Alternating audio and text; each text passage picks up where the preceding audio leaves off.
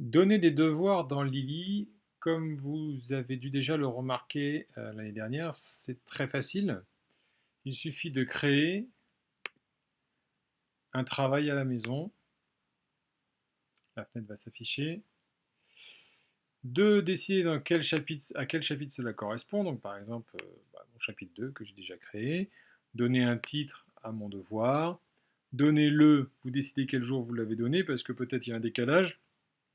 Pour le, peut-être il y a un décalage avec la séquence qui correspond à la date.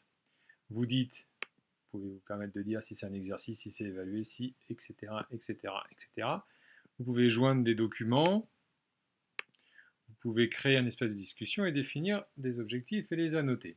Ceci apparaîtra, donc je vais vous montrer parce que j'en ai créé un, ceci apparaîtra dans le cahier de texte, dans votre cahier de texte, comme ceci. Ils ont une activité à faire à la maison, elle est publiée pour le 10. Bien. Mais les élèves me disent qu'ils ont beaucoup de devoirs pour le 10. Eh bien, je n'ai qu'à aller vérifier. Je recherche des activités. C'est un contexte de devoirs à la maison, de type, je ne vais pas m'embêter, je vais prendre tous les types. Dans quel cahier de texte, moi je veux toutes les matières de mes classes, le mien, tous, toutes les matières, tous les cahiers de texte. Et par contre, je veux que en TS2. De quand à quand, depuis le 7, c'est aujourd'hui que j'ai donné le devoir, jusqu'à la fin de la semaine. Je regarde. Eh bien, je sais que pour le 8, ils ont quelque chose en maths, un exercice, et quelque chose en SVT, c'est celui que j'ai mis. Je connais donc la charge de travail de mes élèves. Je peux aussi le voir au jour le jour.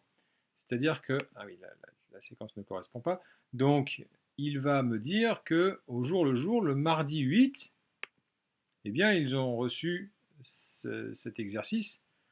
Ils ont reçu à faire, M. Domergue leur a donné cet exercice, et que moi, je leur ai donné ça à faire pour le mardi 10. On peut avoir un détail de l'ensemble des devoirs à faire par nos élèves.